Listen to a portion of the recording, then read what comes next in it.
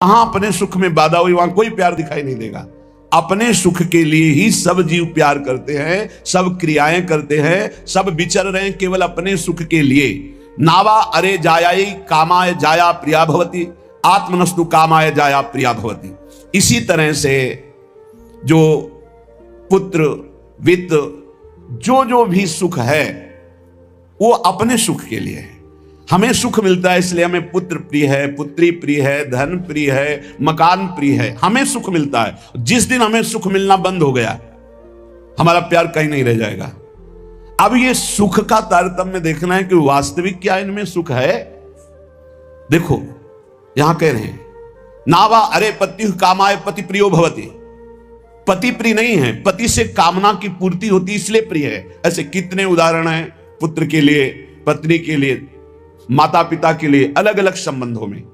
हमारा शास्त्र कहता है हम केवल सुख से प्यार करते हैं, सुख से, अपने सुख से। अगर हमको दुख का संबंध दिखाई देने लगे तो सब संबंध छोड़ दें। और सुख है नहीं, केवल सुख की छाया में फंसा करके ये माया हमें बांधे हुए है। जिसे तुम सुख समझते हो ये सुख नहीं, सुख की छाया है, समझ पड़ती नहीं, ये गिरधर की माया है। जैसे किसी व्यक्ति की छाया को पकड़ने चलो कभी पकड़ में नहीं आएगा क्योंकि वो व्यक्ति की छाया है। तो ये सुख की छाया सी दिखाई देती मृत्यु लोक में या ब्रह्मा के द्वारा रचे हुए अन्य लोकों में। सुख तो सुख सिंधु भगवान के नाम रूप लीला धाम में है। इस सुख का तारतम्य वर्णन करते हुए कहते हैं कि सबसे बड़ा सुख जो आनंद सिंधु सुख राशि, सीकर तय त्रैलोक सुपासी। सीकर कहते हैं एक बूंद जैसे ऐसे मारो उसमें जो छोटे कण निकलते हैं उसे सीकर कहते हैं। आनंद समुद्र भगवान के एक बिंदु के, एक सीकर के सुख से पूरा त्रिभुवन सुपास, पूरा त्रिभुवन सुखी हो रहा है। जो सुख का आभास भी मिल रहा है वो सच्चिदानंद भगवान है, इसलिए सुख का आभास मिल रहा है। शास्त्र कहता है यदि आनंद की प्राप्ति करनी तो आनंदो ब्रह्मेति व्यजानात् आनंदाद्धेव खल्विमानि भूतानि जायन्ते आनंदेन जातानि जीवन्ति आनंदम प्रयन्त्यभि संविशन्ति थी। वेद कहता है आनंद से ही हमारी उत्पत्ति हुई है। हम आनंद सिंधु भगवान के अंश हैं, इसलिए सहज सुख राशि, चेतन अमल सहज सुख राशि।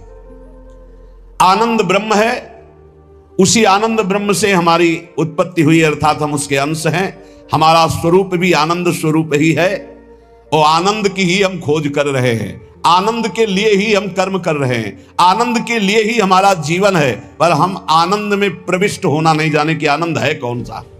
हम समझते हैं शरीर में आनंद है, पुरुष शरीर में, स्त्री शरीर में, अमुक धन में, अमुक भोग में, अमुक क्रिया में। आज तक किसी को आनंद नहीं, ग्लानि और पश्चाताप प्राप्त हुआ। आनंदम ब्रह्मणो विद्वान न बिभेति कुतश्चन आनंदो ब्रह्मेति वजानात्। जो परमात्मा है, योगी जन जिसे परमात्मा कहते हैं, ज्ञानी जन जिसे ब्रह्म कहते हैं, भक्त जन जिन्हें भगवान कहते हैं, प्रेमी जन जिन्हें लाडले कहते हैं, वो आनंद स्वरूप है, वो सुख समुद्र हैं। भयग्रस्त प्राणी जब तक इनकी शरण में नहीं आएगा तब तक कुछ भी कर ले वो आनंद को प्राप्त नहीं हो सकता। हमारा सब जगने से लेकर सोने तक और बाल्यावस्था से लेकर के वृद्धावस्था तक और जन्मने से लेकर मरने तक एक ही चेष्टा है कि मुझे आनंद मिल जाए, क्योंकि हम आनंद के अंश है, आनंद की खोज कर रहे हैं। यदि तत् सुकृतम रसो वैशः रसम हृवायम लब्ध्वानंदी भवतु। वो परमात्मा स्वयं रूप तत्व रूप है, पूर्ण रस स्वरूप है, और जो इस रस स्वरूप परमात्मा को जान लेता है वो ब्रह्मानंद में डूब जाता है, वो आनंदमय हो जाता है। हम आनंद की खोज कर रहे हैं भोगों में। वो वेद शास्त्र पुराण ऋषि मुनि क्या कह रहे हैं कि आनंद स्वरूप परमात्मा है, और जो उस परमात्मा रस स्वरूप परमात्मा का अनुभव कर लेता है, जान लेता है, वही आनंद को प्राप्त होता है। देखो आनंद का तारतम्य बतलाते हुए श्रुति कहती है इस मृत्यु लोक में युवावस्था हो, जवान शरीर हो, श्रेष्ठ आचरण हो, वैदिक सिद्धांतों को जानने वाला हो, अपनी इंद्रियों के शासन में कुशल हो, सफल कर्मण्यता हो, शरीर में कोई रोग ना हो, बड़ा सुंदर हो, बलवान हो, खूब सुदृढ़ शरीर हो, धन संपत्ति हो, मनमानी भोगानंद प्राप्त करने के लिए सुंदर हर वस्तु उसके पास हो, सुंदर स्त्री, वैभव, हर सब कुछ इसे कहते हैं एक मानुषानंद, मृत्यु लोक का। सुनते जाना, इसे कहते हैं मानुषानंद। और जब कोई उत्तम कर्म करता है, शुभ कर्म करता है, तो उत्तम कर्म करके वो गंधर्व योनि को प्राप्त होता है, उसको मनुष्य गंधर्व कहते हैं। इस मनुष्य गंधर्व को मानुषानंद से 100 गुना बढ़कर आनंद प्राप्त होता है। मानुषानंद समझा? वैदिक सिद्धांत को जानने वाला, युवावस्था, सुंदर शरीर, रोग रहित और अपार धन संपत्ति, सुंदरियां, सब सुख मृत्यु लोक का। कोई सुख ऐसा नहीं कि इसके पास ना हो, उसे कहते हैं मानुषानंद। उस मानुषानंद से उत्तम कर्म करके जो गंधर्व योनि को प्राप्त हुआ, उसे मनुष्य गंधर्व कहते हैं। उस मानुष गंधर्व को मानुषानंद से 100 गुना बढ़कर सुख मिलता है, मानुष गंधर्व को। और उस मनुष्य गंधर्व के आनंद से 100 गुना बढ़कर के देव गंधर्व, जो देवता गंधर्व रूप में ये साधन करके गंधर्व बना, 100 गुना मानुषानंद से बढ़कर। और उस मनुष्य गंधर्व से देव गंधर्व को 100 गुना बढ़कर के, ये देव जाति स्वयं प्रकट हुई गंधर्व योनि में, इस आनंद का 100 गुना आनंद बढ़ करके पितृलोक में जो वास करते हैं, पितरों को, उनसे 100 गुना आनंद जो स्मृति शास्त्रोक्त कर्मों का आचरण करके, यज्ञ आदि करके उसके फलस्वरूप देवता बने, उन्हें अजानज देवता कहते हैं। पितरों से 100 गुना आनंद बढ़ करके अजानज देवता को प्राप्त होता है। और अजानज देवता से बढ़कर 100 गुना देवताओं को आनंद प्राप्त होता है, जो देव योनि में सीधे प्रकट हुए हैं। इनका 100 गुना आनंद बढ़ करके वसु को प्राप्त होता है। देवताओं से भी 100 गुना बढ़कर आनंद वसु को, वसु से भी 100 गुना आदित्यों को, नित्य देवता। इनसे आदित्यों से 100 गुना बढ़कर के आनंद इंद्र का। देखो कितना तारतम्य है आनंद का। और इंद्र के आनंद से 100 गुना आनंद बढ़कर के बृहस्पति जी का, बृहस्पति जी के आनंद से 100 गुना आनंद बढ़कर के प्रजापतियों का, दक्ष प्रजापति आदि। ऐसे प्रजापतियों के 100 गुना आनंद बढ़कर के परमेष्ठी पद, ब्रह्मा के पद में। और जिनको ब्रह्मलोक तक कहीं आसक्ति नहीं है, ऐसे जो ब्रह्मनिष्ठ श्रोत्रीय महापुरुष हैं, उनके उस अखंडानंद का तो वर्णन ही नहीं किया जा सकता, जिसे मोक्ष सुख कहते हैं। इस प्रकार सर्वोपरि हुआ ब्रह्मानंद, जो ब्रह्म सुख परमेष्ठी पद है, उससे भी कई गुना बढ़कर के ब्रह्मानंद है, सर्वोपरि आया ब्रह्मानंद। अब कह रहे हैं, ध्यान से सुनना, ब्रह्मानंदो भवेद देशो चेत परार्ध गुणी कृतः नैति भक्त सुखाम बोधई परमाणु तो लामपि। परार्ध कहते हैं एक के ऊपर 17 शून्य लगावे, एक लिखे और 17 शून्य लगावे तो जो संख्या बनती है उसे परार्ध कहते हैं। अगर ब्रह्मानंद में 1 और 17 शून्य लिख करके गुणा किया जाए, मानुषानंद से 100 गुना 100 गुना 100 गुना 100 गुना ऐसे बढ़ते आए, तो सबसे बड़ा सुख हुआ परमेष्ठी पद ब्रह्मा का। और ब्रह्मा से अनंत गुना बढ़कर सुख हुआ ब्रह्मानंद, मोक्ष सुख। और उसमें परार्ध गुणी कृता, 1 लिख करके 17 शून्य लगा करके ब्रह्मानंद में गुणा किया जाए तो प्रिया प्रीतम के प्रेम रस के आगे वो कुछ नहीं है। कह रहे हैं परमाणु तुला में, परमाणु बहुत छोटी वस्तु थी, प्रिया प्रीतम के प्रेम भक्ति के आगे जो सुख मिलता है, उस सुख के आगे ब्रह्मानंद में 1 लिखकर 17 शून्य लगाकर परार्ध का गुणा किया जाए तो जो संख्या आएगी वो प्रेम रस के आगे कुछ नहीं, परमाणु के समान भी नहीं। इतना अपार सुख प्रिया प्रीतम के प्रेम में है। हम प्रिया प्रीतम के प्रेम के उपासक मानुषानंद में ही फेल हो रहे हैं।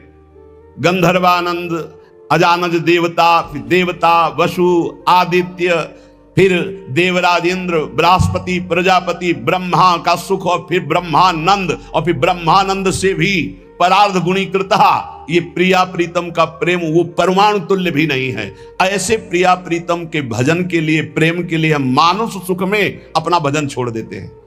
हमारी क्या स्थिति है?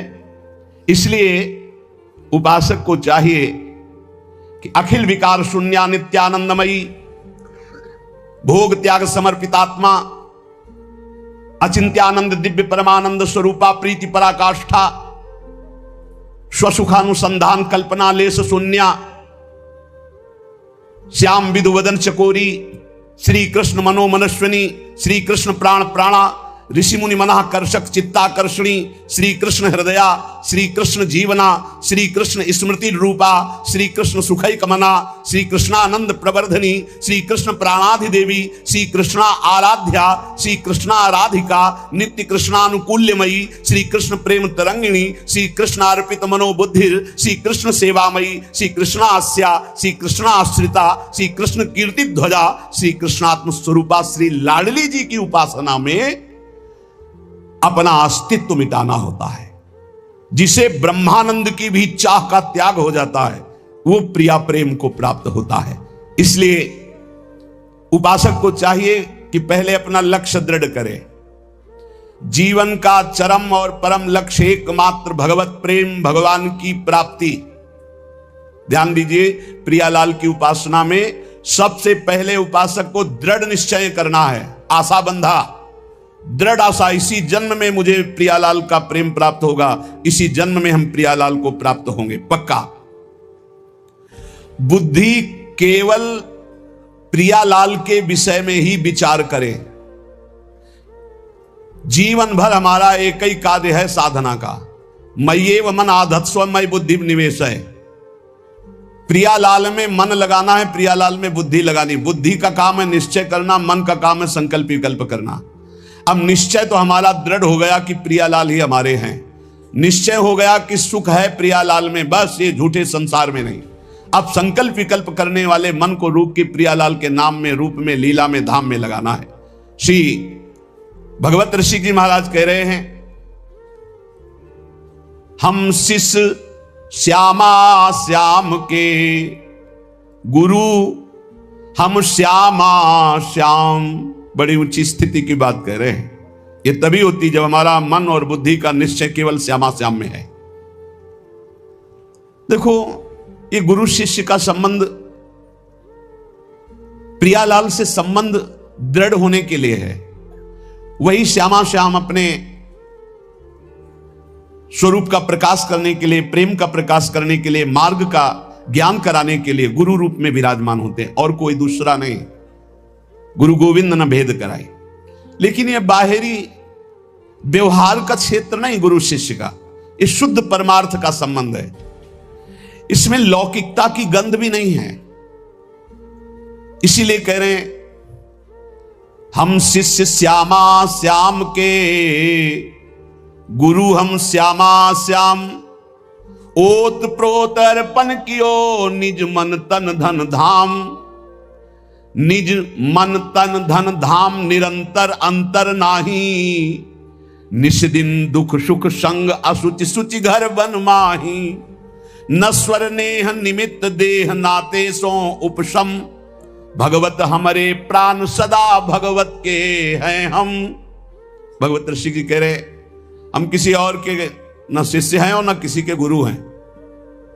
हम देहाभिमानी गुरु चेला नहीं हैं। चेला काहू के नहीं, गुरु काहू के ना है। सखी लड़ेती लाल की रहत महल के माहे। राय महल के माए टहल सब करे निरंतर। दंपति अत्यकुलाए पलक कहूं पर है जो अंतर। भगवत भगवत कहां करे नहीं, हम बिनु केला ताते हम परिहरे देह मानी गुरु चेला। ये देह मानी संबंध नहीं है। आध्यात्मिक संबंध का आधार है गुरु भाव। ये देह भाव वाला संबंध नहीं कि जैसे भाई बहन और रिश्ते नाते ऐसे गुरु भी बना लिए। ये सिर्फ अध्यात्म का संबंध है। प्रायः देह भाव में ही स्थित होकर के देह भाव को ही गुरु मान लिया जाता है। नहीं, ये देह भाव का नाश करने के लिए संबंध है गुरु शिष्य का। देह भाव को पुष्ट करने के लिए नहीं, नष्ट करने के लिए है। अपने देह की उपेक्षा करके गुरु को सच्चिदानंद के स्वरूप में स्वीकार करना परमार्थ का स्वरूप है। गुरु ब्रह्मा गुरु विष्णु गुरुदेव महेश्वरा, गुरु साक्षात परब्रह्म तस्मै श्री गुरुवे नमः। तो गुरु का देह मंदिर है, उसके अंदर बैठा हुआ जो परमात्मा तत्व वही गुरुदेव है। वही परमात्मा तत्व कौन है? श्यामा श्याम। लौकिक मान्यता में मारे घूम रहे। भगवत ऋषि जी कहते हैं, हम चेला का हुके नहीं और गुरु का हुके ना ही। देहाभिमानी ना हम गुरु हैं और ना देहाभिमानी हम चेला स्वीकार करते हैं। हम सखी लड़ेती लाल के रहत महल के माहे। रह महल के माई टहल सब करे निरंतर, रात दिन अपनी प्यारे जू की सेवा में रहते हैं। अगर पलक भर की ओट हो जाए तो कहां है भगवत रसिक, कहां है भगवत रसिक, भगवत भगवत अकुलाकर पुकारने लगते हैं। भगवत भगवत कहां करें नहीं हम बिनु केला, हमारे बिना वो केल ही नहीं करते। ताते हम परिहरे देह मानी गुरु चेला। आज जो है संसार में यही फैल रहा है, जैसे और संबंध ऐसे गुरु संबंध बना लिए। गुरु संबंध केवल अध्यात्म के लिए, भगवत प्राप्ति के लिए, ऐसा नहीं। अंधे का हाथ पकड़कर चलने वाला अंधा दोनों कुएं में गिरते, दोनों मार्ग भटक जाते हैं। हमारा गुरु संबंध केवल अध्यात्म के लिए, अध्यात्म भगवत प्राप्ति श्यामा श्याम के लिए, और वहीं देह भाव का विस्मरण करने का सौभाग्य मिलता है गुरु चरणों में। जब उनकी आज्ञा में हम रहते हैं तो हमारा अहम नष्ट हो जाता है। पर किनकी आज्ञा में? जो देह मानी नहीं, जो स्वरूप बोध प्राप्त है, जो शब्द ब्रह्म पार ब्रह्म के अनुभूत महापुरुष हैं, जो प्रियालाल के अनुरागी जन हैं, वो प्रियालाल और उनमें किंचन मात्र भेद नहीं है। इसीलिए हम शिष्य श्यामा श्याम के और गुरु हम श्यामा श्याम। कितनी ऊंची स्थिति! भगवत रसिक जी कह रहे हैं हम शिष्य हैं श्यामा कुंज बिहारी के और हम गुरु भी हैं श्यामा श्याम के। ये श्यामा श्याम के गुरु हैं। इसको अगर हम व्यवहार धारा में देखते हैं तो जब चिद चिद लक्षणम सर्वम राधा कृष्णमयम जगत, तो अगर कोई सामने शिष्य भाव से बैठा है तो प्रभु ही तो है और कोई दूसरा थोड़ी है। यहां प्रभु है तो सामने भी प्रभु है। व्यवहार देश और नवनिवृत्त निकुंज देश में सखी जो आज्ञा करती है वही प्रिया प्रीतम। कैसी आज्ञा? सखियन के उर ऐसी आई, उनके हृदय में आई कि चलो ब्याह विनोद रचे सुख, तो ब्याह के लिए तैयार हो गई हो। चलो हिंडोला पड़ा हुआ है, सरकार पधारो, झूलो झूल। जैसा सखी आदेश करती वैसे प्रिया प्रीतम की जैसी रुचि वैसे सखी की इच्छा। सखी स्वरूप से जैसी आज्ञा करते श्यामा कुंज बिहारी वैसे ही करते जैसा निर्देश देती सहचरी। इसीलिए कह रहे हैं गुरु हम श्यामा श्याम के, हम शिष्य हैं श्यामा श्याम के, हम गुरु भी हैं श्यामा श्याम के। बड़ी ऊंची स्थिति। उरोत प्रोत अर्पण कियो निज मन तन धन धाम। ऐसी स्थिति कैसे आई?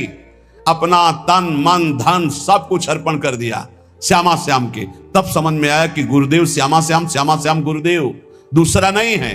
गुरुदेव ही श्यामा श्याम है, श्यामा श्याम ही गुरुदेव हैं। और श्यामा श्याम की जब इस प्रकार समर्पण वृत्ति आई तो भावे मोहि जोई सोई सोई करें प्यारे। ये है हम गुरु श्यामा श्याम के।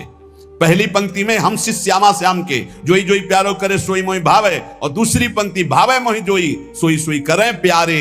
भावे मोहि जोई सोई सोई करें प्यारे, ये है गुरु हम श्यामा श्याम के। जैसा हमें भाता वैसे हमारे प्यारे युगल सरकार करते हैं। अपने तन मन धन धाम सबका विस्मरण करके एकमात्र श्यामा कुंज विहारी में तन्मय हो जाना, यही गुरु शिष्य के संबंध का स्वरूप है।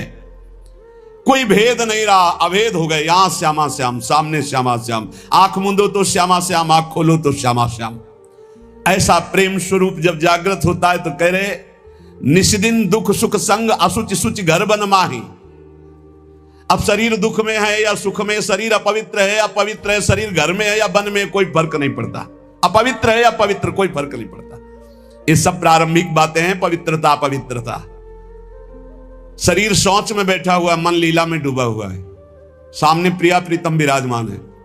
अब वहां पवित्रता पवित्रता का क्या, कैसे जालोगे इन बातों को? कह रहे निष्दिन दुख सुख संग असुच सुच घर बन माही। अब नश्वर नेह निमित्त देह नाते सो उपसम।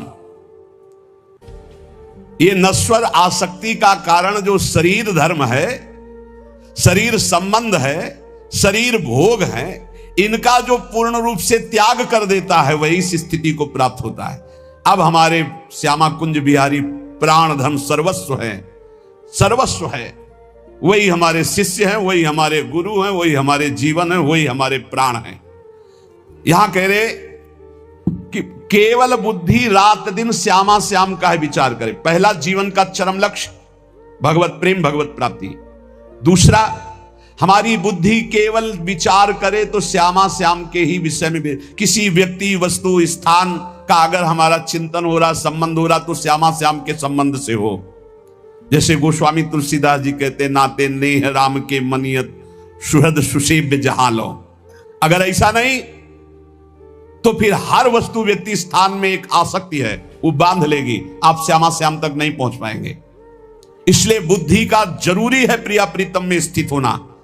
अगर बुद्धि ये निश्चय कर ले कि परम सुख स्वरूप श्यामा श्याम ही हमारे हैं, हम श्यामा श्याम के हैं, सुख है तो श्यामा श्याम के नाम में, रूप में, लीला में, धाम में। अभी आपने सुना आनंद का तारतम्य। तीसरा, जो गुरुदेव ने नाम दिया इससे बढ़कर महत्व तो किसी नाम में नहीं होना चाहिए। किसी की निंदा नहीं, सब नाम हमारे प्रभु के हैं, पर हमारे लिए सर्वश्रेष्ठ नाम हो गया जो गुरु ने दिया है, जो मंत्र दिया, जो नाम दिया। एक एकांतिक में आए और बोले हम कुछ 2-4-6 महीने से हम आपके शिष्य हैं, मंत्र ले लिया है। स्वप्न में एक महात्मा आए और उन्होंने हमको और मंत्र दिया है, तो अब तो हम समस्या में फंस गए कि आपका दिया गुरु मंत्र जपें या स्वप्न में कोई और महात्मा आए थे उनका दिया जपें, क्या करना चाहिए। हमने कहा तस्मात् शास्त्रम प्रमाणम। जब सप्तऋषि जी आए, स्वप्न में नहीं, सीधे साक्षात आए पार्वती जी के पास और कहा ये किसके लिए तपस्या कर रहे हो? महादेव जी के लिए। महादेव जी में क्या है, चलो हम तुम्हें भगवान नारायण को पति रूप में, भगवान विष्णु वैकुंठाधिपति, अपार वैभव, उनको। तो जो माता जी ने बात कही पार्वती मैया ने, वही बात पकड़नी है। उन्होंने कहा तजौ न नारद कर उपदेशु, आप कहें सतबार महेशु। सप्तऋषियों, अपने गुरुदेव नारद जी के उपदेश का मैं कभी त्याग नहीं कर सकती, चाहे स्वयं इष्ट देव भगवान शंकर आकर सैकड़ों बार कहें तो भी। तजौ न नारद कर उपदेशु, आप कहें सतबार महेशु। कोटि जन्म लगी रगर हमारी, बरों संभुनता रहूं कुंवारी। करोड़ जन्म लूंगी, हर बार अपने गुरुदेव के दिए हुए मंत्र का अनुष्ठान करूंगी और देवाधिदेव महादेव को पति रूप में वरण करूंगी, अन्यथा कुंवारी रहूंगी। बहुत सी कन्याएं और बहुत से वर हैं, आपको ब्याह कराने का शौक है तो आप जाइए, लेकिन मैं पर्वत से प्रकट हुई हूं, हिमालय से, मैं अडिग हूं अपने गुरुदेव के वचन में। तो यहां कह रहे उपासक को चाहिए कि अपने गुरुदेव के दिए हुए नाम मंत्र में ही निष्ठा रखे। स्वप्न में क्या, जागृत में आके ब्रह्मा भी उपदेश कर दें तो अपने गुरु के वचनों को नहीं टाल सकते, तभी उपासक आगे बढ़ता। नहीं, माया रौंद देगी, चल के देख ले कोई। नित्य निरंतर गुरु प्रदत्त नाम और रूप, जो रूप गुरुदेव ने बताया, हमारे गुरुदेव क्या नाम रूप बता रहे? बोले राधा वल्लभ लाल को हृदय ध्यान मुख नाम। ये गुरुदेव हरिवंश चंद्र जो बोल रहे हैं, सब सोहित निष्काम मति श्री वृंदावन विश्राम। श्री राधा वल्लभ लाल को हृदय ध्यान मुख नाम। बस रात दिन राधा वल्लभ श्री राधा राधा। गुरुदेव कह रहे हैं राधा नामैव कार्यम हेनुदिन मिलितम साधना घीष्ट कोटिस। राधा राधा यदि ऐसा कहने को मिल जाए तो सब बात बन जाए। गुरुदेव ही कह रहे हैं, हरिवंश चंद्र जी कह रहे हैं। अनुल्लिख्यानंतानपि तदपि राधान मधुपतिर महाप्रेमा विष्टम तो परम देयम विमृशति तवैकम श्री राधे गृणते ही नामामृत रसम महिम्नः का सीमाम स्पृशति उदास्यैक मनसाम। अब राधा नाम के लिए कल हम दिखा भगवान शंकराचार्य जी के पद पर विराजमान होकर कि भगवान शंकर भी नहीं चाहते हैं कि राधा तत्व को हमें बोलना पड़े, क्योंकि जब पार्वती जी प्रश्न करती हैं तो गंभीर हो जाते हैं। पार्वती जी ने हटकर पूछा आप गंभीर क्यों हो जाते? तो कहते बहुत गुप्त रस है, इसके लिए विशिष्ट अधिकार चाहिए हे देवी, इसलिए जब जब आप प्रश्न करती मैं मौन धारण कर लेता हूं। तो उन्होंने कहा जब भगवान शंकर मौन धारण करते हैं तो हमारी सामर्थ्य कहां कि हम राधा तत्व पे बोल सके। वो ऐसा बड़ा आनंद मिला। बोले हमारी सामर्थ्य कहां कि राधा तत्व पे बोल, राधा किशोरी कृपा करें और फिर वो हमसे बुलवावे तो बात हो सकती है, हमारी सामर्थ्य तो नहीं कि मैं बोल पाऊं। ये बड़ा ही गूढ़ रस है। जब तक रसिक महापुरुषों के द्वारा दी गई सांगो पांगो उपासना नहीं की जाती तब तक प्रियालाल के प्रेम सुना भी। ब्रह्मानंद में एक लगाकर 1700 परार्ध गुणा किया जाए तो जो श्यामा श्याम से सुख मिलता है वो लव मात्र होगा। ब्रह्मानंद लव मात्र होगा, गुणा करने पर जो संख्या आएगी, अपार सुख मिलता है प्रिया प्रीतम में। ऐसी प्रिया प्रीतम की प्राप्ति के लिए जो रसिक गुरुदेव ने नाम दिया है, मंत्र दिया है, रूप दिया है, उसी में हमें स्थित रहना है। देखो, मन को एक सच्चिदानंद में लगाना है। माया क्या करती, भटकाव बनाई रहती है, ये विक्षेप पड़ता रहता है। अब मन इसमें नहीं लग रहा है, उसमें चलो, उसमें चलो, ये इसकी चाल है। हमको सांगो पांग उपासना पकड़ लेनी अपने गुरु प्रदत्त, अपने आचार्य प्रदत्त। चौथा, समस्त इंद्रियां भोग विलास के लिए लालायित रहती है, सबकी। अब इनको भोग देना भी है, बिना भोग के, बिना विषय के जीवित नहीं रह सकते। शरीर चलाना है, सेवा धर्म पूर्ति करनी है, पानी पीना भी विषय है, अन्न पाना भी विषय है, देखना भी विषय है, सुनना भी विषय है, सब विषय के अंतर्गत आता है। तो यहां अपनी इंद्रियों से जो विषय ग्रहण करना है वो भागवतिक करना है। जैसे हमें पानी पीना है तो प्रभु को अर्पित करके राधा वल्लभ लाल की जय, और फिर भावना करो हृदय में प्रभु विराजमान है, जलपान। भोजन भोग अर्पित किया, भगवत स्वरूप प्रसाद, हम प्रसाद पा रहे। वस्त्र प्रसादी, सुनना भगवत विषय, देखना भगवत भाव, बोलना भगवत संबंध से। हर इंद्रियों के विषय को हमें भगवत संबंध से युक्त कर लेना है। यदि भगवत प्राप्ति करनी है, भगवत प्रेम प्राप्त करना है, तो पहला चरम लक्ष्य, मुझे इसी जन्म में भगवत प्राप्ति करनी, भगवत प्रेम प्राप्त करना है। दूसरा, बुद्धि का पूर्ण समर्पण अपने आराध्य देव श्यामा श्याम में। तीसरा, गुरु प्रदत्त नाम रूप लीला गुण सेवा उपासना सांगोपांग गुरु प्रदत्त। चौथा, समस्त इंद्रियां भगवत संबंध से युक्त। जब हम स्वसुख वांछा से युक्त होकर कोई भी विषय सेवन करते हैं, वो भगवत विमुख हो जाता है। जैसे हम कोई सूंघा वस्तु और प्रभु के संबंध से युक्त नहीं, ये स्वसुख वांछा से युक्त सूंघना, ये बंधन कारक हो गया। ये राधा वल्लभ लाल जी का प्रसादी इत्र, अच्छा फूहा, कितना अब ये भक्ति वर्धक होगा, पाप नाशक होगा, और आपके हृदय में आह्लाद। कोई भी क्रिया भगवत विमुख नहीं होनी चाहिए। हमारी प्रत्येक चेष्टा भगवत संबंध के लिए है। हमारा शौच स्नान भी भगवत संबंध के लिए। जैसे पात्र मार्जन करते हैं, ऐसे हम लघु शंका शौच आदि से निवृत्त होकर पवित्र होकर अपने प्रभु की सेवा, प्रभु के सुमिरन में, वो भी भजन का एक अंग है। समस्त इंद्रियां सदा सर्वदा केवल भगवत विषयों के संबंध में ही रहे, सो सुख वांछा में न रहे। पांचवा, जीव का चिंतन प्रत्येक क्षण पदार्थ, व्यक्ति, परिस्थिति, विचार, भोगों के, क्रियाओं के, संबंधियों के, जहां जहां जाए वहां से हटाकर अपने लक्ष्य श्यामा श्याम में लगाओ, या जहां जहां जाए वहां प्रिया प्रीतम की भावना करो। जीवन का प्रत्येक पल किसी व्यक्ति के विचार में, वस्तु के विचार में, स्थान के विचार में, भोग विचार में, जहां जहां जाए वहां से हटाकर श्यामा श्याम में लगाओ, या जहां जहां जाए वहां श्यामा श्याम को देखो। छठवां, चित्त की एक एक वृत्ति से तुम्हारे आराध्य देव कभी हटने ना पावे। बड़ी उत्तम स्थिति होती है उस उपासक की, एक एक वृत्ति भगवदाकार करनी है। जैसे समुद्र में करोड़ों तरंगे, ऐसे चित्त में लाखों करोड़ों वृत्तियां, हर वृत्ति भगवदाकार। गोपी जनों की थी, विक्रेतु कामा खिल गोप कन्या मुरारी पादार्पित चित्त वृत्ति, दध्यादिकम मोह वशादवोचत गोविंद दामोदर माधवेति। कैसी स्थिति, बोले बेचने जा रहे हैं दही, पर चित्त की वृत्ति में गोविंद बसे, मुरारी बसे, तो वो कैसे पुकार रही, कोई गोविंद ले ले, कोई दामोदर ले ले, कोई माधव ले ले। तो ब्रजवासी जन कहते हैं, बावरी क्या बेच रही, तब शुद्ध आती, अच्छा नहीं तो बोल रही कोई गोविंद ले ले, कोई दामोदर ले ले, कोई माधव ले ले। विक्रेत कामा खिल गोप कन्या मुरारी पादार्पित चित्त वृत्ति दध्यादिकम, बेचना है दही और बोल रही कोई गोविंद ले ले, दामोदर ले ले, माधव ले ले।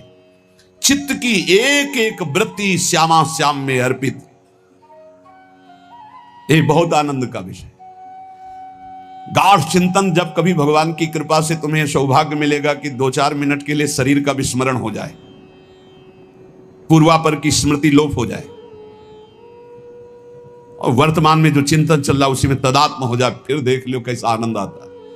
कभी सौभाग्य से 1-2 मिनट के लिए स्थिति जिसकी आई हो या आएगी, तो आप देख लेना, पूर्वापर का विचार खत्म, मैं कौन हूं, कहां हूं, कैसा हूं, सब खत्म। केवल स्मृति, मात्र स्मृति, भगवत स्मृति, प्रिया प्रीतम की स्मृति। उस समय जो आनंद, उसका वर्णन नहीं हो सकता।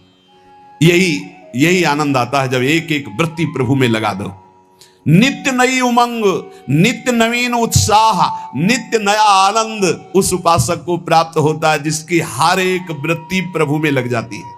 हर एक वृत्ति लगाने से लगेगी, तत्काल थोड़ी कोई सिद्ध हो जाता है। भगवान ने इसीलिए गीता जी में कहा, अभ्यास योग युक्तेन चेतसा नान्यगामिना। ऐसा अभ्यास करो कि चित्त की एक भी वृत्ति कहीं बाहर ना जाए। राधा राधा राधा वल्लभ श्री हरिवंश। 7वां, कहीं भी आसक्ति ना हो, सारी की सारी आसक्ति, सारी की सारी ममता केवल एक युगल सरकार में। बहुत सुख मिलता है, अपार सुख मिलता है। जिससे प्यार होता है, अपनापन होता है, उसकी बात सुनने में सुख मिलता है। अरे वो दिशा अच्छी लगती है, वो दिशा अच्छी लगती है। जिधर अपना प्यारा बसता है ना, वो दिशा अच्छी लगती है। उधर से आई हुई वायु ऐसा लगता है प्यारे का आलिंगन हो रहा है। अभी वो प्रेम जागृत नहीं हुआ, इसलिए उस एरिया को कोई आ जाए, अच्छा आप उधर से आए, जहां अपना प्यारा बसता है उस क्षेत्र का कोई आ जाए तो ऐसा लगता है प्यारा मिल गया। उधर की वायु आ जाए तो प्यारा है। जहां प्रीतम जी देश की प्यारी लागे पौर, जिधर प्रीतम बसते उधर से यस्या कदापि वसनांचल खेलनोत। जिधर हमारी प्यारी जो प्यारे जी, सारी आसक्ति, सारी ममता एक बार युगल सरकार के चरणों में समर्पित करने का बहुत बढ़िया अवसर है। बार बार तो बनत नहीं। या संजोग अनूप मानुष तन वृंदा विपिन रसकन संग विरूप, बहुत बढ़िया अवसर मिल गया है। मनुष्य शरीर, महामहिम परम पावन वृंदावन धाम का सानिध्य, रसिकों का संग और युगल सरकार की उपासना, सर्वोपरि उपासना। अभी आपने आनंद के तारतम्य में सुना। सारी की सारी आसक्ति, सारी की सारी ममता केवल युगल सर। जब ममता हो जाती है तो श्यामा श्याम, ऐसे कोई बोले ना राधा राधा, तो एकदम हृदय में क्या दे दूं इसे, क्या कर दूं, बार बार एक ऋण सा हृदय में जागृत। इसने राधा नाम सुना दिया, इसने प्यारे जू का नाम सुना दिया, क्या इसको दे दूं, ऐसा हृदय लगता है। ऐसा हृदय मिल, जिससे सेवक जी महाराज कहते, जो हरिवंश को नाम सुनावे तन मन प्राण तासु बलिहारी। तन मन प्राण न्योछावर है उसके ऊपर, जो एक बार बोले श्री हरिवंश। सेवक जी महाराज कह रहे, यह है आसक्ति, इसे कहते हैं ममता। जैसे गोस्वामी तुलसीदास जी कह रहे, तुलसी जाके मुख से धोखे हो निक्षत राम, ताके पग की पगतली मोरे तनु की चाम। धोखे से भी निकल जाए राम, बोले वो इतना पावन हो गया कि उसके चरणों के तलवे और मेरे पूरा शरीर। गोस्वामी तुलसीदास जी कह रहे। ये जब रास्ते में नौजवान राधा राधा, एक भाई तो ऐसे कहते श्री राधा, एकदम हृदय उफान आता, क्या दे दूं, क्या करूं इनको, कैसे। नाम में अपार सुख तब अनुभव आएगा जब आसक्ति हो जाएगी। अभी आसक्ति अन्यत्र है, नाम में आसक्ति तो है नहीं। तो एक उपासक कि मुझे नाम जपने में श्रद्धा नहीं हो रही, बिल्कुल ना हो, आप चिंता मत करो। भाव शब्द समझिए, कुभाव अनख आलसहु, नाम जपत मंगल दिशि दसहु। भाव से जपो, कुभाव से जपो, मन लगे या ना लगे तुम्हें फल मिलेगा, पक्का मिलेगा, मंगल दसों दिशाओं में होगा। विश्वास करके जपो तो, और एक दिन जब स्वाद लग जाएगा तब आप भी ऐसे ही बोलोगे जैसे बड़े बड़े संत महापुरुष बोलते हैं, नाम जीवन, नाम सर्वस्व, नाम ही हमारा प्राण धन। सारी आसक्ति, यही हमारी साधना है कि हमारी कहीं आसक्ति ना हो जाए, हमारी कहीं ममता बंटवारा में ना आ जाए, कोई हमारी ममता को बांट न ले। केवल प्रियाजू में ममता, केवल जुगल चरणारविंद में ममता। मन में भगवत स्मरण, तन से समाज सेवा, भगवत सेवा, परिवार सेवा, प्रियालाल की भावना से लालसा भगवत प्राप्ति की, भगवत प्रेम की। जीवन धन्य चल रहा है, किसी से प्रमाण की जरूरत नहीं। ध्यान दीजिए, आपका जीवन धन्य है। कैसे?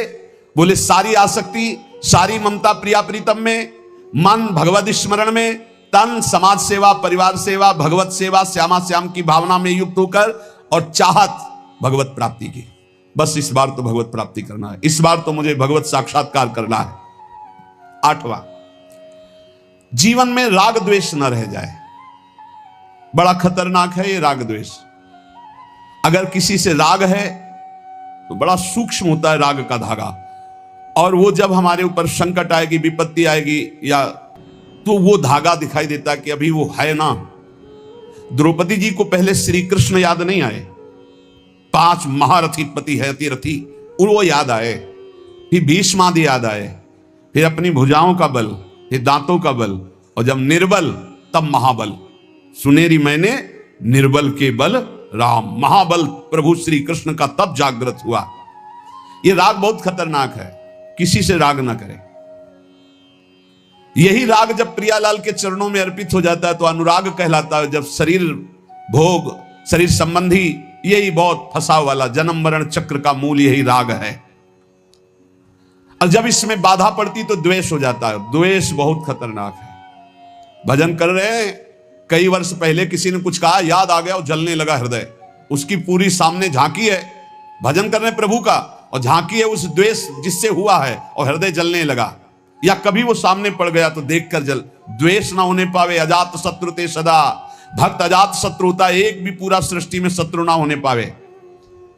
तो बोले क्या भक्त से क्रोध लीला नहीं होती? क्या भक्त क्रोध नहीं करता जैसे द्वेषी पुरुष करते हैं? बोले होता है, लेकिन भक्त का द्वेष ऐसा होता है जैसे जल में रकील खींचो, कितने सेकंड, बस जितने में खींच रहे उतने में, इसके बाद नहीं। ऐसा नहीं कि उसके चिंतन में आएगा कि वो बहुत दुष्ट है, ऐसा कभी नहीं आएगा। अगर कभी ऐसा दिखाई दे रहा है तो वैसे जल में जैसे ऐसे, बस ऐसे किया, खत्म। और संसारी पुरुष का द्वेष कैसा होता है? पत्थर की रकील खींच दो तो बनी की बनी, और वो जल की रकील, जल में ऐसे रकील खींचो, एक सेकंड में खत्म। ऐसे भक्त का आवेश होता है, कोई धर्म विरुद्ध या इष्ट विरुद्ध या ऐसा, तो एकदम वो आवेश दिखाई देगा, लेकिन उसी क्षण वो तत्काल बिल्कुल द्वेष, किंचन मात्र नहीं, किंचन मात्र मंगल की भावना नहीं। अगर राग द्वेष है तो फिर वो भक्त कैसा? जीवन में राग द्वेष न रहने पावे, किसी से राग नहीं, किसी से द्वेष नहीं, और किसी भी भोग के प्रति ऐसी प्रचंड ममता कामना ना हो कि प्रियालाल का विस्मरण हो जाए। प्रियालाल का स्मरण करते हुए धर्मयुक्त भोग को जीवन यापन के लिए स्वीकार किया गया है। प्रियालाल का स्मरण चल रहा है और शास्त्र सम्मत धर्मयुक्त भोग है जीवन यापन के लिए, लेकिन शास्त्र विरुद्ध प्रियालाल का विस्मरण करा दे ऐसा भोग भक्तजन स्वीकार नहीं करते, और जो स्वीकार करते हैं वो भक्त नहीं होते।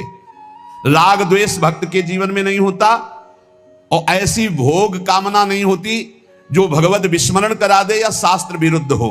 अगर शास्त्र विरुद्ध और भगवत विस्मरण कराने वाली भोग वासना, वो फिर अभी भक्ति रंग नहीं लाई।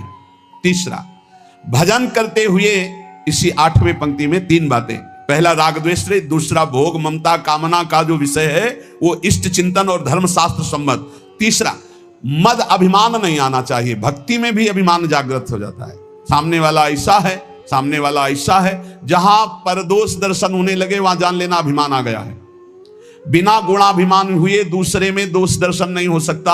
अभिमान की पहचान दूसरों में दोष दर्शन, अपने में गुण का भाव, गुण का आरोप, अपने में गुण का अभिमान, दूसरे में दोष दर्शन, ये पतन का लक्षण है, सिर्फ पतन का लक्षण। ऐसा हो जाए तो प्रभु के सामने चिल्ला के रो, बचा लो प्रभु बचाओ, अभिमान आ गया। भगवान को अभिमान बिल्कुल पसंद नहीं है।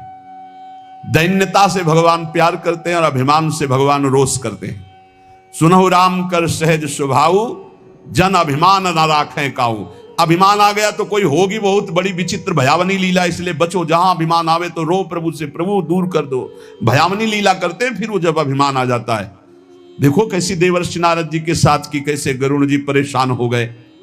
भक्त के हृदय में कभी अभिमान नहीं आना चाहिए। अभिमान की पहचान दूसरों में दोष दर्शन, अपने में गुण का आरोप। इसी 8वें सूत्र में चौथा, चाहे जो कुछ नष्ट हो जाए कभी शोक विषाद नहीं करना, रोना नहीं। भक्त है, परिवार का कोई पधार गया है तो कीर्तन कर रहा है, वो रोएगा नहीं। ये रोना केवल मोह ममता का क्षेत्र है और नहीं रोना चाहिए। जब अब गीता जी का पीछे व्याख्या चल रही थी तो जो रोज सुनते हैं उनको याद होगा, रोने वाले के आंसू और नाक लार सब उस जीवात्मा को पीना पड़ता है जो पधार गया है। कभी नहीं रोना चाहिए।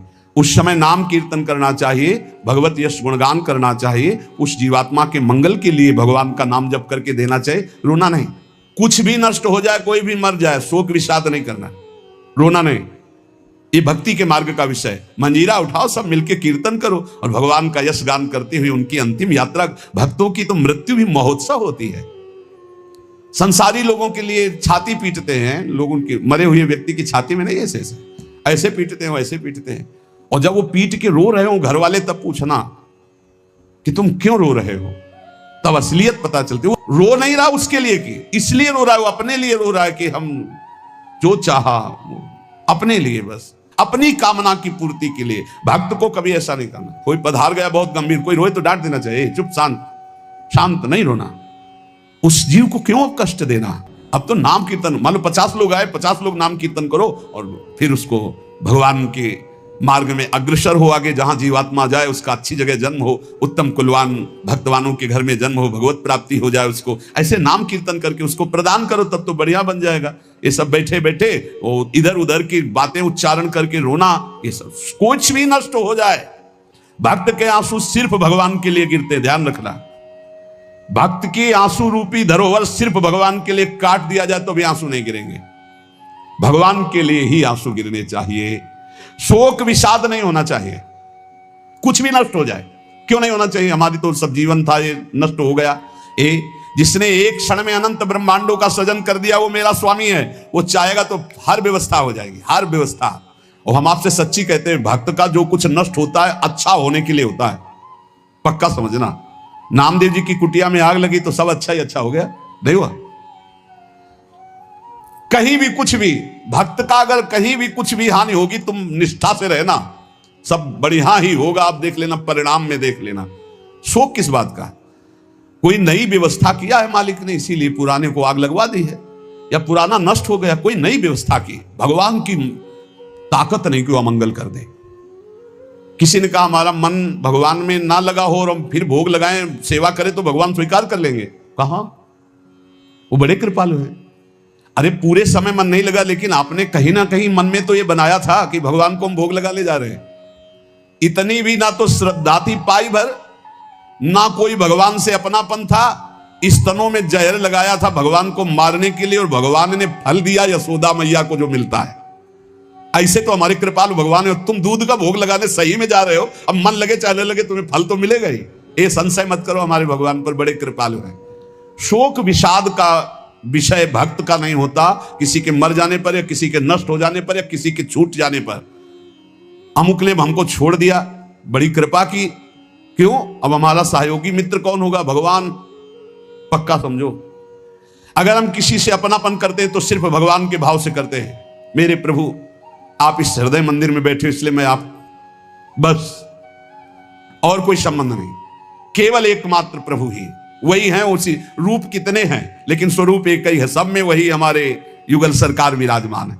और इसमें 5वीं बात, 8वें सूत्र में 5वीं बात, कभी भय और संदेह न करना। कभी भय न करना, किसी की किसी भी तरह से प्रतिकूलता देने पर डरो मत, तुम्हारे रक्षक भगवान हैं।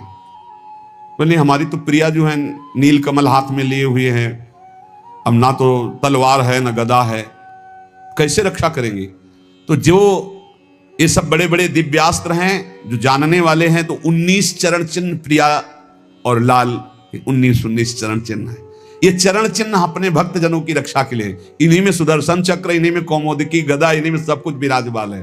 भक्त की रक्षा के लिए प्यारी जो की चरण चिन्ह बलवान।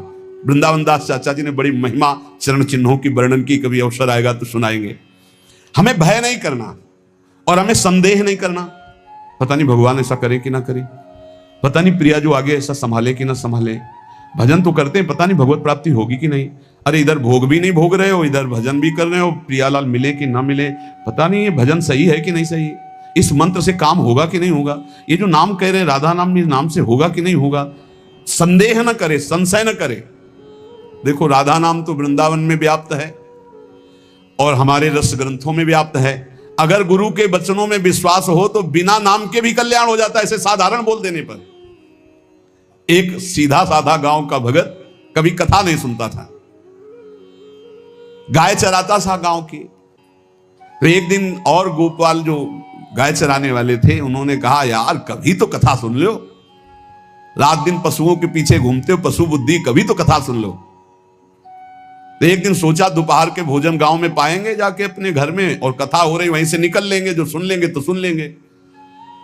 खड़े खड़े वहां चर्चा चल रही थी, जिसने मनुष्य जन्म लेकर के गुरु मंत्र नहीं लिया और नाम जब भगवान का नहीं किया, उसका जीवन मुर्दा, व्यर्थ जीवन।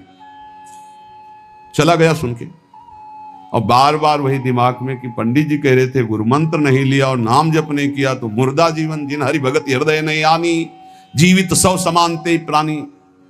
दूसरे दिन फिर गया, कहा पंडित जी आपने कल कथा में कहा था गुरु मंत्र ले लेना चाहिए, नहीं तो जीवन मुर्दा हो जाता है, बेकार जीवन रहता है। तो देव गुरु मंत्र आप, और तो हम किसी को जानते नहीं। देखा फटा पुराना कपड़ा, डंडा लिए, एक चरवाहा। उनका ऐसे थोड़ी कि तुरंत गुरु मंत्र दे दिया जाता है। आखिरी दिन कथा के मिलना फिर दे देंगे, टाल दिया।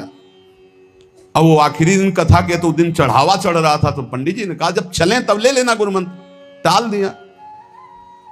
अब वो जब आखिरी दिन के बाद हो, तो उस समय घोड़े पे बैठ सब सामान लाद के पंडित जी चलते थे, वो तो सब सामान लाद के चलने लगे हो।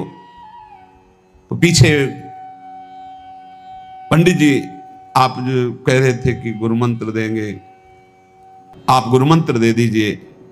पंडित जी रबड़ी पवाई गई थी, घोड़े से उतरे, घोड़ा एक भगत के यहां खड़ा किया और लोटा लिया और भागे, क्योंकि सोच लगी थी। अब वो भगत किसान आदमी, गांव का गंवार आदमी पीछे लगे, पंडित जी अरे गुरु मंत्र दे दो, कितने दिन से टहला रहे हो आप।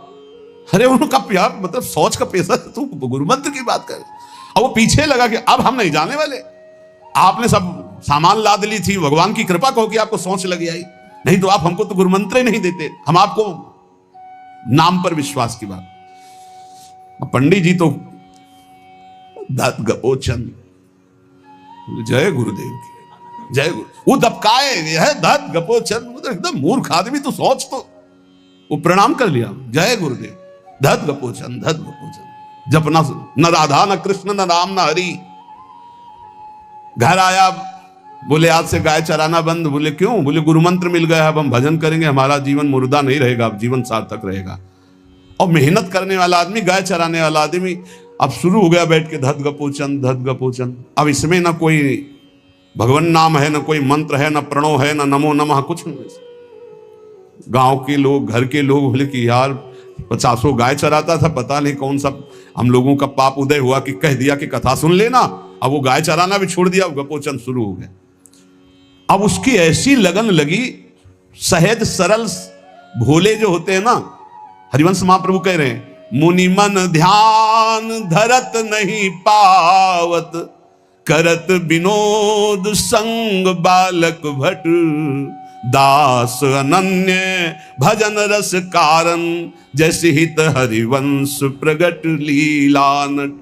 लालजू महाराज बड़े बड़े मुनियों के ध्यान में नहीं आने वाले, बड़े विनोदी।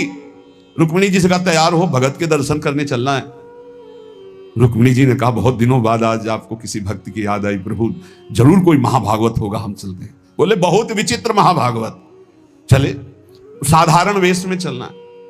जब गांव में गए, उस भगवान तो सर्वज्ञ ही है, उसके घर के दरवाजे में बैठ गए और रुक्मिणी जी से कहा कि पहले तुम मिल के आओ भगत के, फिर हम मिलेंगे। रुक्मिणी जी ने कहा हाँ ये उत्तम बात है, पहले हम उनको दर्शन दे के और दर्शन करके आती है। तो आंख मूंदे से, न खाना न पीना, धत गपोचन।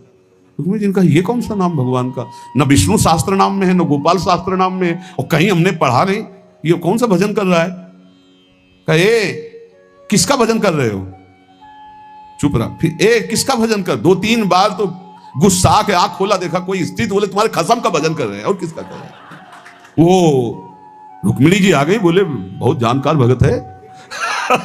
प्रभु द्वारिकाधीश से कहा बहुत जानकार भगत है। बोले क्यों? बोले हमने कहा कि किसका भजन कर रहे हो, देखो हम इतना छुप के गई थी, लेकिन वो पहचान गए, वो कह रहे तुम्हारे खसम का भजन कर रहे थे। अब भगवान ने कहा तभी तो हम आए भगत जोड़कर।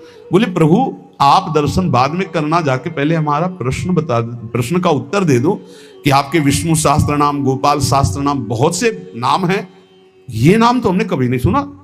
भगवान ने कहा ये नाम हमको तो बहुत प्यारा है। बोले आपको कब, मतलब ये कब कैसे नाम रखा गया? बोले बहुत प्यारा है, हमारा ब्रज का रखा हुआ नाम है, ब्रज में मैया ने रखा था। कैसे रखा था? बोले एक दिन मैं माखन चोरी कर रहा था, सखा के कांधे पर खड़ा हुआ, ऊपर माट में हाथ डालकर मक्खन पूरा ऐसे खाता जाता, सखा को पवाता जाता। इतने में मैया और गोपी जन आ गई। ए कन्हैया, ये क्या कर रहा है? अब हमने देखा कि फंस गए। हमने कहा कि मैया, हमें बहुत भूख लगी थी और देखा कि इसमें चींटी चढ़ी हुई है, तो हम चींटी निकाल रहे थे। तो बोले चींटी कैसे निकाल रहे थे? यहां पूरा हाथ सना हुआ है तुम्हारा चींटी। बोले अरे भैया तू बावरी, जब चींटी को ऐसे निकालने करते वो अंदर चली जाती तो खबो खबो के निकाला, इसलिए ऐसा इतना हाथ हो। बोले यहाँ मुंह में भी जब तुम्हारे मक्खन लगा, एक मक्खी बार बार उड़ रही थी तो हम ऐसे मारा तो पूरा मुंह में मक्खन लगा। मैया ने कहा धत गपोचर। बोले ये उस समय का नाम रखा हुआ है, मेरा बाल गोविंद में जब मैया ने रखा था मक्खन चोरी के समय उस। अब आप विचार करके देखो, भगवान का साक्षात्कार गुरु वचनों पर विश्वास होने पर साधारण शब्द बोला तो भगवान तो सर्वलोक महेश्वर सर्वज्ञ, उनके सब अक्षर जैसे हर अक्षर में आ विराजमान है। का, खा, गा, घा, आ, ऐसे ही सब अक्षरों में ब्रह्म विराजमान है। फिर राधा नाम तो स्वयं हरि जपते हैं और राधा नाम तो परम प्रेममय है, वो बड़ा गुही है। विश्वास करके जब वो धदगपोचंद जपा तो रुक्मिणी द्वारिकाधीश भगवान दर्शन देने आ गए, और तुम विश्वास करके राधा राधा जपोगे तुम्हें नहीं प्राप्त हो जाएगा? अरे यही राधा स्वयं भगवान हरि जपते हैं। इसलिए संदेह शब्द नहीं होना चाहिए उपासना में। जो गुरु ने उपासना दी उसमें संदेह नहीं होना चाहिए।